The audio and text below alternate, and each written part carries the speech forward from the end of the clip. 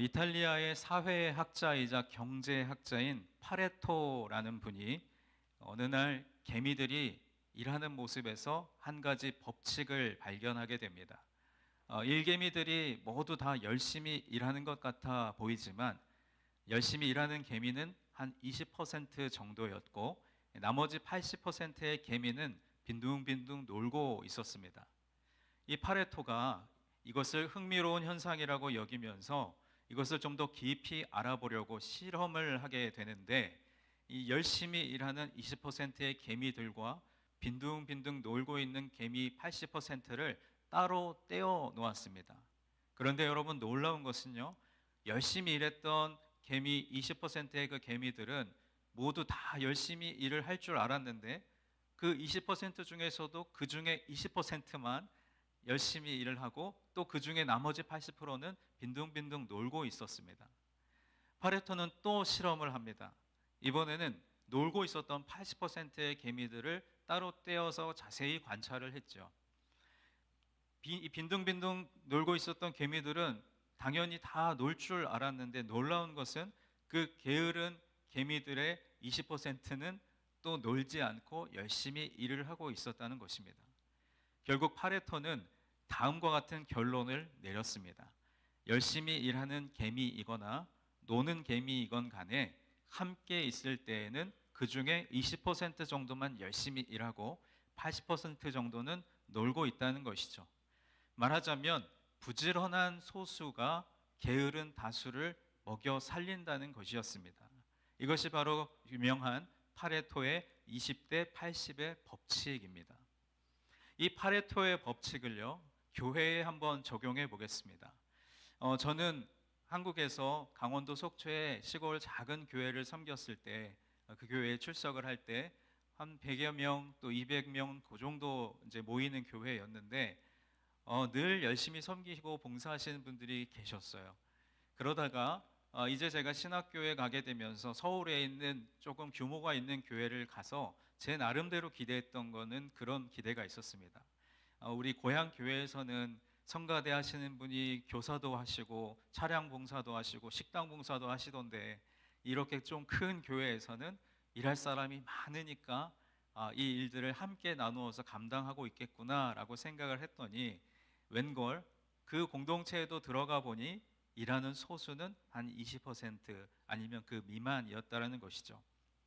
여러분, 교회가 20% 정도의 인원이 영적으로 깨어 있다면 그 영적인 거인들이 교회의 중심이 되어서 건강한 교회, 복된 교회, 아름다운 교회를 이루어 갈 줄 믿습니다. 성경에서는 이러한 20%의 소수를 창조적 소수, 그루터기 혹은 남은 자라고 부릅니다. 우리 교회에도 이 창조적 소수, 그루터기, 남은 자에 해당하는 분들이 계십니다. 매주 주일 아침마다 예배 1시간 전부터 나오셔서 예배와 교제의 자리를 정돈하시는 분, 예배당 출입문 앞에서 주보를 나누어 주시는 분, 또 예배를 인도하는 목회자를 위해서 매주 이렇게 물과 수건을 준비해 주시는 분, 성도들의 교제를 위해서 매주 공동 식사를 섬겨 주시는 분, 하나님께서 주신 달란트로 찬양을 섬기는 분, 몸과 마음이 지쳐서 예배 자리에 나오지 못하고 있는 교우들을 조용히 찾아가 신방하고 권면하는 분 등, 우리 눈에 다 보이지는 않지만 영적으로 깨어 있어서 저마다 각자의 부르심과 소명을 지키며 교회와 성도들을 섬기는 분들이 계시기에, 오늘도 우리는 유니온 교회라는 이름으로 함께 모여서 하나님께 예배를 드릴 수 있음에 감사를 드립니다. 성경에는 하나님께서 뜻하신 일을 이루기 위해 사람을 부르시는 장면이 여러 곳에서 등장합니다. 우리는 이 하나님의 부르심을 소명이라고 표현하는데, 창세기 12장은 아브라함을 부르시는 아브라함의 소명장이라면, 사도행전 9장은 사도 바울의 소명장이고, 오늘 본문이 담긴 이사야 6장은 이사야의 소명장입니다. 이렇게 하나님께서 부르신 사람들에게는 한 가지 공통점이 있는데, 그것은 자신이 하나님을 찾은 것이 아니라 하나님께서 먼저 그 사람들을 찾아오셔서 불러주셨다는 사실입니다. 이사야 선지자도 그렇게 하나님의 부르심을 받았습니다. 여러분은 하나님의 부르심을 받은 기억이 있으십니까? 뭐 꼭 저와 같이 목회자로 부르지 않으셨더라도 여러분 각자에게 하나님이 하나님의 자녀로 삼아주시고 여러분을 이 예배의 자리로 불러주신 그 부르심 말이죠. 그 부르심이 있었다면 그때가 언제입니까? 어떤 분은 어떤 특별한 사건을 통해서 하나님의 부르심을 경험하기도 하고, 또 어떤 분은 특별히 기억에 남을 만한 사건은 없지만 하나님께서 나를 부르셨다라는 분명한 확신을 가진 분도 계십니다. 어떻게 부르심을 받았든지 간에 중요한 것은 내가 하나님의 부르심을 받겠다고 결심해서 받은 것이 아니라 하나님의 절대적인 주권 속에서 저와 여러분을 불러주셨다는 사실입니다. 아멘이십니까? 이것을 우리는 은혜라고 고백합니다. 내가 구원받은 출발점은 나에게 있는 것이 아니라 바로 하나님으로부터 임했다는 사실을 잊지 않는 것이 중요합니다. 하나님의 부르심을 받을 때 이사야는 신비한 경험을 하게 됩니다. 주께서 높은 보좌에 앉으셨는데 그 옷자락은 성전에 가득하였고 그 곁에 스랍들이 섰는데 각기 6날개가 있어서 그 둘로는 얼굴을 가리고 그 둘로는 발을 가리었고 그 둘로는 날면서 외쳤습니다. 이사야 6장 3절 말씀입니다. 서로 불러 이르되 거룩하다 거룩하다 거룩하다 만군의 여호와여 그의 영광이 온 땅에 충만하도다 하더라 라고 말씀하죠. 여기서 스랍은 천사를 의미합니다. 이 천사들이 두 날개로는 얼굴을 가리고 두 날개로는 발을 가리고 나머지 두 날개로는 날면서 외쳤다는 것입니다. 하나님은 거룩하시다 거룩하시다 거룩하시다.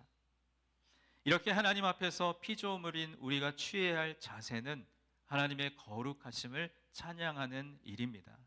하나님 앞에서 우리 인간이 내세울 수 있는 것은 아무것도 없습니다. 오직 피조물이 창조주 하나님 앞에 할 수 있는 것은 자기의 모습을 감추는 것뿐입니다. 그런데 여러분, 우리는 얼마나 자주 그리고 얼마나 많이 내 자신을 드러내려고 하고 있습니까?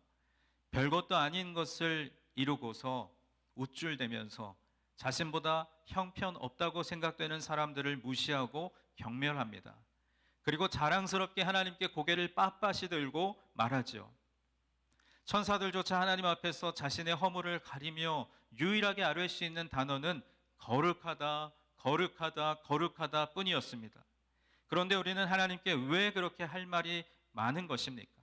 왜 자신의 공적을 사람들에게 또 하나님께 드러내려고 할까요? 그것은 나의 나 된 것을 모르고 있기 때문입니다. 나의 나 된 것은 나의 잘남으로 인한 것이라고 착각하기 때문입니다. 그런데 여러분, 하나님께서 인간을 창조하실 때 어떻게 창조하셨는지 기억하시죠? 그저 땅에 있는 먼지들, 흙을 모아서 하나님의 형상을 닮은 인간을 창조하시고 그 먼지, 흙으로 지어진 존재의 생명, 하나님의 호흡이 임하자 생명이 된 것이 바로 연약한 우리들의 원래 본래의 모습입니다. 여러분, 그런데 이사야는 달랐습니다.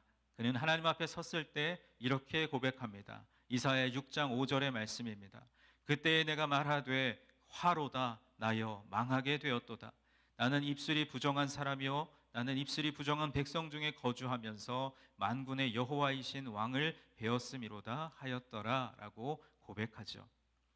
하나님 앞에서 인간이 취할 수 있는, 그리고 취해야 할 옳은 자세를 보여주고 있습니다. 인간은 스스로 자신을 드러내며 높이려 하지만 하나님께서 원하시는 인간의 자세는 화로다 나여 망하게 되었도다 입니다. 그런데 여러분, 안타깝게도 우리가 사는 세상에는요, 하나님의 마음에 합한 사람, 하나님과 함께 일할 만한 사람이 너무나 부족한 현실입니다. 그래서 이사야 6장 8절 말씀에서 이렇게 말씀했습니다. 내가 또 주의 목소리를 들으니 주께서 이르시되 내가 누구를 보내며 누가 우리를 위하여 갈고 하시니 그때에 내가 이르되 내가 여기 있나이다 나를 보내소서 하였더니. 여러분, 이 말씀을 보면 하나님의 일은 하나님께서 직접 하시기보다는 사람을 사용하신다는 것을 알 수 있습니다. 그런데 내가 누구를 보내며 누가 우리를 위하여 갈꼬라는 말씀을 보면 하나님의 일은 사람들이 어쩌면 하고 싶지 않고 또는 어려운 일이며 그의 일을 행하기 위해서는 고난도 감수해야 한다는 것을 알 수 있습니다. 그런데도 이사야는 이렇게 응답했습니다. 주님, 제가 여기 있습니다. 저를 보내주옵소서. 이러한 이사야의 고백 속에서 어떠한 자신감을 발견할 수 있습니다. 조금 전만 하더라도 자신이 하나님을 배웠다고 화로다 나여 망하게 되었도다라며 자기 자신을 낮출 대로 낮춘 이사야가 이제는 정반대로 자신감 넘치는 자신의 실존을 깨닫고 그렇게 고백을 드리고 있는 것입니다. 이런 모습을 교만하다고 말할 수 있을까요? 아니죠. 이사야는 자신의 실존을 깨닫고 하나님의 부르심에 자신을 드리겠다고 고백한 것입니다. 그래서 이것은 교만이 아닌 것이죠. 교만은 어떤 것입니까? 자신이 어떠한 존재인지를 깨닫지 못한 채 자신을 드리겠다고 호언장담하는 것을 말합니다. 교만은 자신감의 출처가 내 자신으로부터 비롯되지만 헌신의 자신감은 그 출처가 하나님께 있는 것입니다. 결과는 동일한 것 같지만 그 출처가 나로부터 시작되느냐 아니면 하나님께로부터 임했느냐가 되는 것이죠. 주님께서 사랑하시는 여러분, 하나님의 부르심을 받은 자는 하나님 앞에서 교만할 수 없으며 자신의 실존을 깨닫고 있는 그대로 자신의 삶을 하나님의 도구로 내어드리는 사람입니다. 하나님의 도구로 쓰임을 받고도 자신을 자랑하지 않고 오직 하나님께 부름을 받았다는 사실로 감사하며 더욱 겸손하게 무릎을 꿇는 사람입니다. 그럴 때 이사야 선지자의 부르심이 있을 때 당시의 왕이었던 우시야 왕이 하나님의 진노로 인생을 마감했던 것처럼 그 길을 따르지 않고 이사야처럼 하나님의 사람으로 인정받게 되는 것입니다. 하나님께서는 지금도 하나님의 편에서 하나님의 일꾼이 될 사람을 찾고 부르고 계십니다. 하나님께서 내가 속한 공동체에 교사가 부족하고 또 봉사해야 할 부서에 일꾼이 부족해서 찾고 계시는데 귀를 막고 눈을 막고 못 들은 채 하면 하나님께서 얼마나 안타까워 하시겠습니까? 이사야는 하나님의 부르심에 귀를 막지 않았고 마음을 닫지 않았으며 오직 믿음으로 자신을 하나님께 드렸습니다. 여러분, 우리 교회 공동체 가운데도 이사야와 같은 마음으로 하나님의 부르심에 순종한 분들이 계십니다. 아까도 광고 시간에 말씀드린 대로 참 감사하게도 지난 5월 우리 KM 청년부 친구들이 방학을 맞아서 고향으로 돌아가면서 한 4개월 정도 교사와 봉사자의 공백이 생겨서 여러분께 여러 주 광고를 드리면서 도움을 요청드렸습니다. 그때 이름 없이 빚도 없이 자원하여 차세대부 예배실 장소를 정돈해 주시고 또 교사들의 빈자리를 메워주시고 여러 모양으로 섬겨주신 귀한 분들이 계셨습니다. 이 시간을 빌어서 다시 한번 그 헌신과 섬김에 감사의 마음을 전합니다. 이렇게 하나님의 부르심에 믿음과 겸손함으로 응답했던 이사야였지만 오늘 본문 9절과 10절 말씀에서 다소 황당한 말씀을 듣게 됩니다. 오늘 본문 9절과 10절의 말씀을 다시 한번 우리 합독하도록 하겠습니다. 여호와께서 이르시되 가서 이 백성에게 이르기를 너희가 듣기는 들어도 깨닫지 못할 것이요 보기는 보아도 알지 못하리라 하여 이 백성의 마음을 둔하게 하며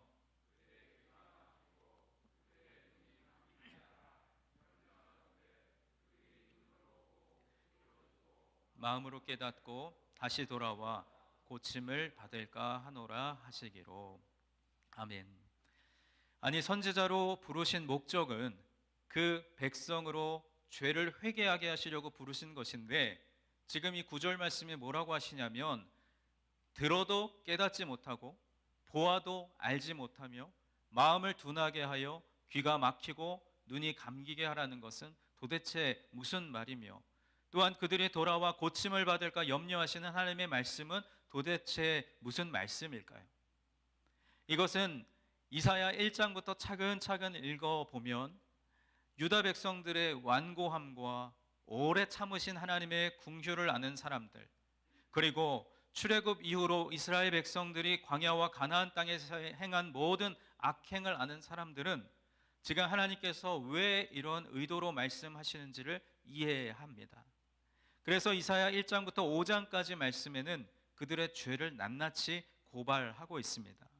왜 하나님께서 이사야 선지자에게 이러한 사명을 주시고 심판을 경고할 수밖에 없었는지를 알려주십니다.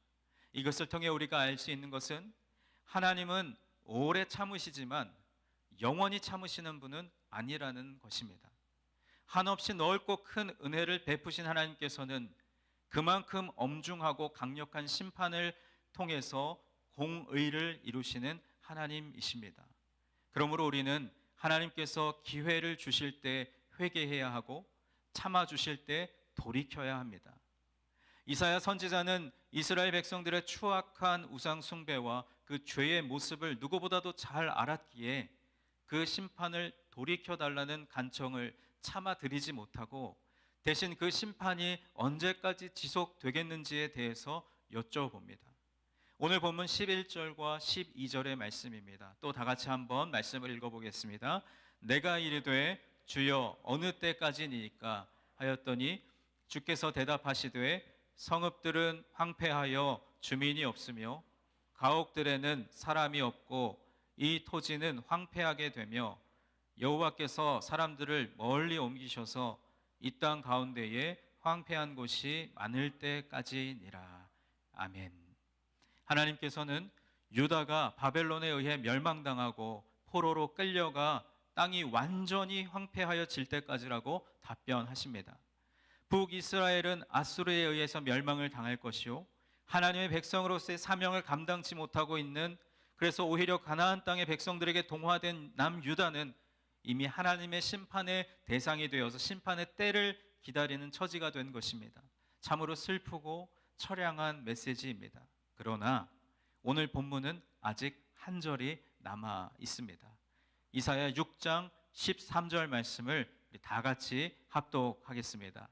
그 중에 10분의 1이 아직 남아 있을지라도 이것도 황폐하게 될 것이나 밤나무와 상수리 나무가 배임을 당하여도 그 그루터기는 남아있는 것 같이 거룩한 씨가 이 땅에 그루터기니라 하시더라. 아멘.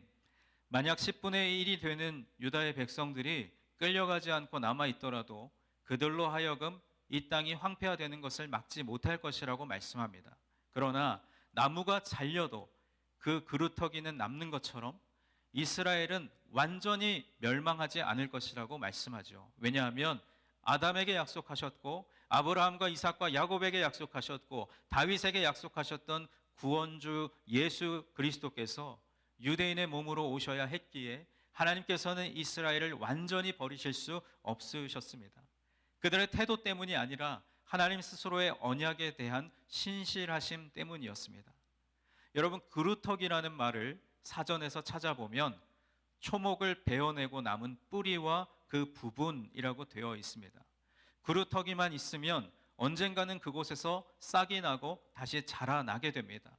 그루터기만 있으면 그 나무는 죽은 나무가 아니라 생명이 있는 나무가 됩니다. 밤나무와 상수리 나무와 같은 큰 나무가 배임을 당하거나 불에 탄 그 흔적들이 남아 있는 그 그루터기는 또다시 새로운 싹을 틔우고 줄기를 내며 그 줄기가 자라서 새로운 나무가 되는 것이죠. 이런 나무가 회복되고 자라는 과정에 비유해서 이스라엘 백성들에게 이사야 선지자는 새로운 소망을 보여주시는 그 하나님의 말씀을 전하고 있습니다. 이스라엘 백성들은 하나님을 저버리고 죄와 더불어 살았기 때문에 하나님께서는 바벨론 군대를 동원해서 예루살렘을 멸망시키고 황폐하게 하며 예루살렘에 살고 있었던 주민들을 바벨론의 포로로 잡혀가게 됩니다. 이처럼 멸망당한 이스라엘이지만 그 가운데 그루터기가 남아있기 때문에 그 그루터기에서 새로운 싹이 돋아서 새로운 나무로 자랄 수 있다는 희망을 가르쳐 주신 것입니다. 다 배임을 당하고 다 불에 타고 그래도 끝까지 자기 생명을 유지하고 남아있는 자가 있다는 사실이죠. 이 말씀은 2700여 년 전 이스라엘 백성들에게만 주시는 말씀이 아니라 오늘 저와 여러분에게 주시는 하나님의 권면과 위로의 말씀인 줄 믿습니다. 주님께서 사랑하시는 여러분, 우리는 인생을 살아가면서 때로는 양심과 의를 저버리고 불의와 타협할 때가 있습니다. 이러한 어려운 환경 가운데서도 불의와 타협하지 않고 끝까지 진리를 지키고 신앙 양심을 지키는 사람이 있다면 그들이 바로 그루터기와 같습니다. 하나님께서는 죄악에 물든 많은 사람들보다 그래도 굳건하게 의롭게 살려는 믿음의 사람들을 더 귀하게 여기시고 그들을 통해 하나님의 역사를 이루어 가십니다. 창세기 18장에서 하나님께서 소돔과 고모라를 멸망시키실 때 의로운 사람 단 10명만 있어도 멸망시키지 않겠다고 하셨습니다. 그 당시 소돔과 고모라에는 30만 명이나 되는 많은 사람들이 살고 있었는데 이들보다 단 10사람을 더 중요하게 여기신 것입니다. 구약의 엘리야 선지자 시대에 모든 백성들이 하나님을 버리고 우상을 섬기기 시작했습니다. 그런 험악한 시대에도 하나님은 7천 명을 남겨두셔서 그루터기의 역할을 감당하게 하셨습니다. 이스라엘 백성들이 바벨론의 포로로 잡혀가 70년 동안 이방 땅에서 살게 되었습니다. 대부분의 사람들은 그 바벨론에 동화되어서 우상을 섬기는 민족으로 변질되어 버리고 말았습니다. 그러나 하나님께서는 그들 가운데서도 42,360명이라는 그루터기 백성들을 남겨두셨습니다. 바벨론이 멸망한 후에 그들이 예루살렘으로 다시 돌아와서 그 황폐해진 예루살렘을 다시 재건했습니다. 하나님은 역경을 이긴 사람을 통해서 새 민족의 그루터기가 되게 하신 것이죠. 여러분, 우리가 신앙생활을 하면서 고난당하는 것은 그리 즐거운 일이 아닐 것입니다. 그러나 고난이라고 해서 다 괴로운 것만도 아닙니다.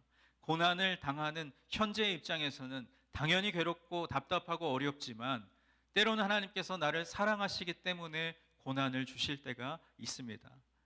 그렇다면 하나님은 어떤 때에 우리에게 고난을 통과하게 하실까요? 먼저 첫째로 하나님은 우리가 잘못된 길로 갈 때 우리를 바로 세우기 위해서 고난을 주십니다. 시련도 주시고 문제도 주시고 괴로움도 주셔서 깨닫게 하십니다. 아, 내가 지금 잘못 가고 있구나. 다시 돌이켜야지. 다시 바로 가야지. 하나님은 결코 우리를 미워서 고난을 주시는 것이 아니라 우리를 회개시키기 위해서 주시는 사랑의 채찍임을 깨닫는 우리가 되기를 소망합니다. 두 번째로 하나님께서 우리에게 고난 주시는 이유는 우리를 연단하실 때 고난을 주십니다. 좀 더 온전한 사람을 만들기 위해서, 좀 더 하나님의 백성답게 살아가게 하기 위해서, 좀 더 하나님의 일에 헌신하도록 하기 위해서 연단의 과정으로 고난을 허락하실 때가 있습니다. 하나님께서 요셉을 애굽의 총리로 세우시기 위해 그의 젊은 세월 20여 년 동안 수많은 고난의 시간을 통과하게 하셨습니다. 때로는 노예로 팔려가기도 하고 때로는 감옥에 들어가기도 하고 미움과 오해를 받게 하셨습니다. 그러나 그 연단의 과정을 통해서 요셉을 훈련시키시고 결국은 애굽의 총리가 되게 하신 것입니다. 하나님께서 요셉을 불러서 새로운 일을, 더 큰 일을 맡기시기 위해서 이러한 연단을 주시고 그 시험에 합격한 후에 큰 일을 맡기셨습니다. 요셉을 연단시키시는 하나님께서 오늘 우리에게도 같은 연단을 주실 때가 있음을 기억해야 합니다. 마지막 세 번째, 하나님은 우리가 축복을 받을 만한 믿음의 그릇인지를 확인하시기 위해서 고난을 주십니다. 하나님은 아브라함을 믿음의 조상으로 세우시기 전에 먼저 100세에 얻은 아들을 모리아산에서 제물로 바치라고 요구하셨습니다. 아브라함의 믿음을 확인한 후에 하나님은 아브라함을 믿음의 조상이라고 세워주셨습니다. 이렇게 고난은 때로는 내가 당하는 그 시간에는 무척 괴로운 일이지만 그 고난이 바로 하나님의 기회와 방법이 될 수 있습니다. 그러므로 우리는 고난을 당할 때 좌절하거나 낭망하거나 다른 사람을 원망할 것이 아니라 오히려 은혜의 통로로, 기회로 삼으시기를 바랍니다. 우리는 고난을 하나님의 기회로 삼고 그 고난을 이길 수 있는 믿음을 가지게 될 때 그 그루터기의 신앙으로 살아갈 수 있는 줄 믿습니다.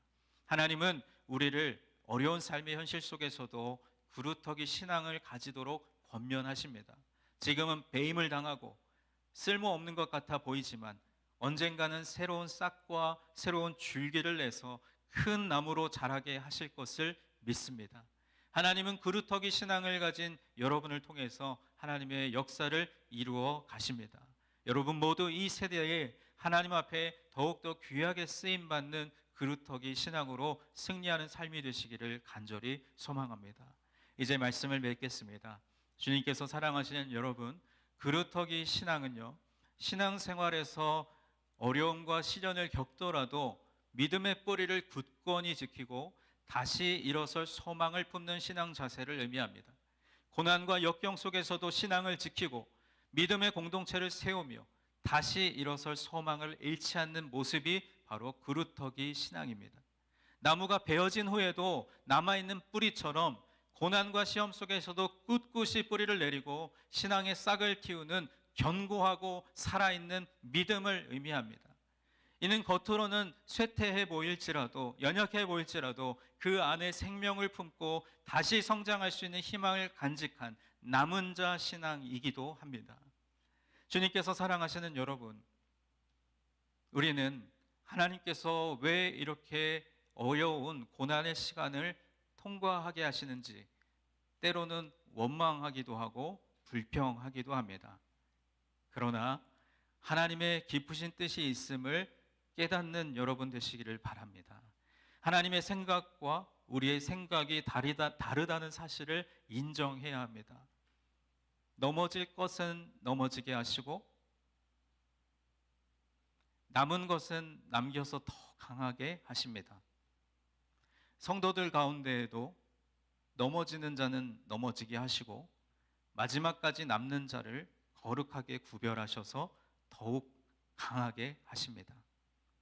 교회가 어려울 때 힘들다고 떠날 분은 떠나버립니다. 지금도 어려운 시간을 통과하면서 언젠가 떠나야지 하는 채비를 하고 계신 분이 이 자리에 계실지도 모릅니다. 그러나 마지막 남은 자를 통하여 역사하시는 하나님의 놀라운 섭리를 깨닫는 우리가 되기를 소망합니다. 이스라엘 백성들이 출애굽했다고 해서 모두가 다 가나안 땅에 들어간 것이 아닙니다. 하나님은 광야의 어려운 시련과 고통을 믿음으로 합격한 사람들을 선별하여 하나님께서 약속하신 가나안 땅에 들어가게 하셨습니다.